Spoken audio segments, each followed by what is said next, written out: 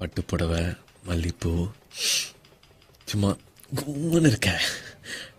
நம்மளுக்கு இந்த மாப்பிள்ளை கலர் இருக்கா?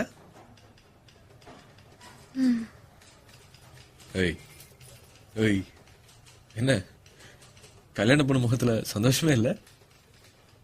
இருக்கு.